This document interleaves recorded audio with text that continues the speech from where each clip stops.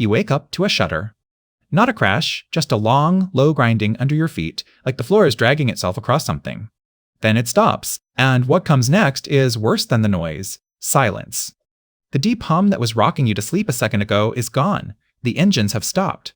You're in a narrow bed in a narrow room, and the air smells of fresh paint and salt. Somewhere above you a bell is ringing, and a quiet certainty creeps in that something is wrong. Your hands grip the edge of the bunk as the floor goes unnaturally still beneath you. It's just before midnight, April 15th, 1912. You are on the Titanic, and you have about 2 hours to live. Here's the first thing that will try to kill you. You don't feel like you're sinking. The room is level, the lights are on, the water in your glass isn't even shaking. Everything in your body is telling you to lie back down and wait for someone to explain. Don't. High above you, a lookout named Frederick Fleet has already done his job. 3 bells and a warning of ice dead ahead. The officers turned the ship as hard as they could. It wasn't enough. Down at the waterline, a wall of ice has opened the hull along the starboard side, and the sea is already pouring in. You felt that as a shudder. It was the most important shudder of your life. So get up, put on whatever's warm, and over it, the bulky cork life jacket, before you do anything else. Tie the straps tight now, because in a few minutes these corridors will be full of people who waited. You step out into a passage just beginning to fill with worried faces in nightclothes and life jackets. Soon it'll be packed with people who left it too late. Move while you still can. Here's why so many waited. The ship is enormous and she's dying slowly, and slow is what fools people. The dining rooms stay lit. The band keeps playing. Musicians hold their instruments up, notes drifting into the cold air, as if nothing is wrong. Lawrence Beasley, a teacher who survived to write about it, remembered how calm it all seemed, the lights burning steadily almost to the end. And that's the trap. A ship lit up this brightly does not feel like a ship that's sinking. The crew move with quiet authority, and their calm tells your brain that they have this handled. An officer lifts a calm hand and tells everyone to wait, a reassuring gesture that is quietly deadly. All around you, people stand and wait, each one assuming someone else knows what to do. That shared disbelief is the real danger. The ship is failing while every signal you instinctively trust says it isn't. The calm is a liar, and by the time the ship looks as wrong as it really is, your 2 hours are nearly gone. So move. Up. Always up. Your instinct will be to go back for money, a coat, a photograph. People did exactly that. And many of them walked down toward their cabins just as the water was climbing up to meet them. The flooding starts at the bow and works backward and down. The front of the ship is already sinking while the stern decks still look dry and lit. Every minute you spend going down is a minute spent walking toward the sea. The boat deck is at the very top. That is the only direction that helps you. And where you started matters enormously. A low cabin means a long climb through strange passages, while a top-deck cabin is a single step from open air. You reach the boat deck, rows of lifeboats hanging from their davits beneath freezing stars. And here's the cruelest fact on the whole ship: there are not enough boats. About 2,200 people aboard, and seats for only around 1,100. Do the math, and even in a flawless evacuation, more than half of everyone here is left standing on the deck. Half the people on this ship were never going to fit. It wasn't against the rules. The regulations counted lifeboats by the ship's weight, not by the number of human beings aboard. Both the United States Senate inquiry and the British Wreck Commissioner's inquiry would later tear that apart. But none of that helps you now. What helps you is being early. Because at the boats you face a choice most people never realized they were making. Which side? Port or starboard? 2 different officers ran the 2 sides, and they read the same order in 2 different ways. On one side, women and children first, then men, if there was still room. On the other, women and children only. Boats lowered with empty seats while men were turned away. That single difference in interpretation changed who lived. If you're a man tonight, the side you walk to is not a small thing. It might be the decision.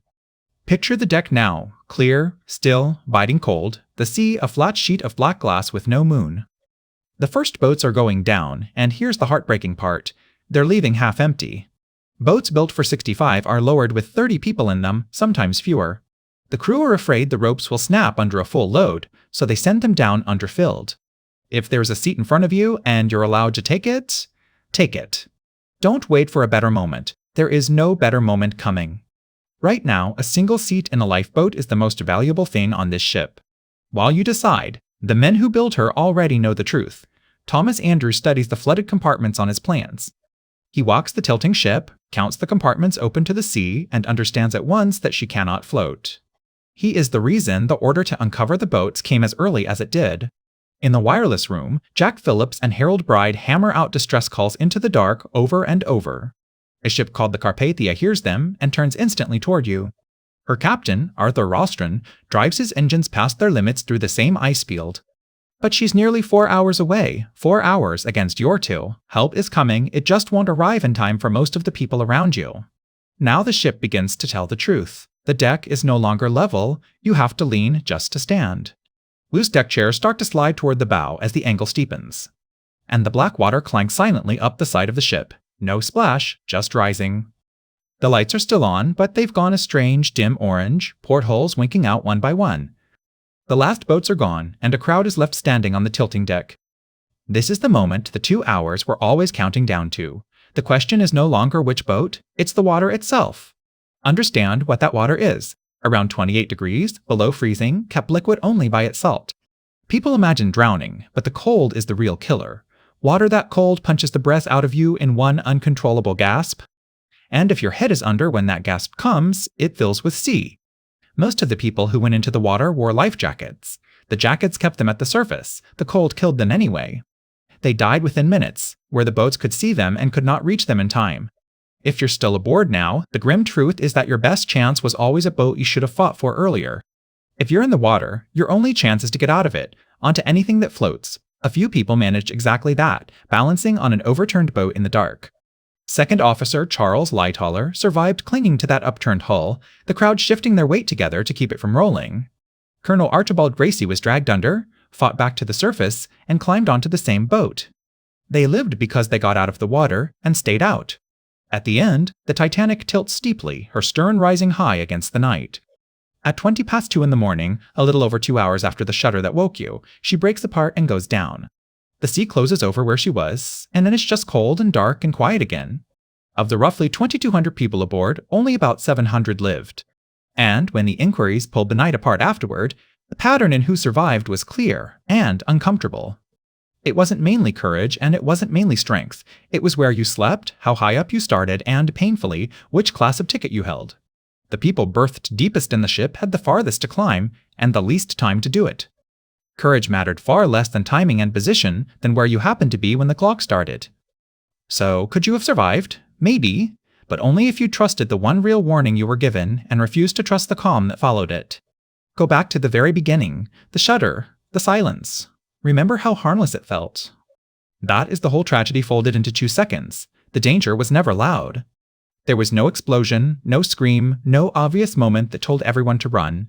Only a quiet grinding and a stopped engine. The danger wore the face of a level floor, steady lights, and a still glass of water. The Titanic killed with calm. It killed with delay.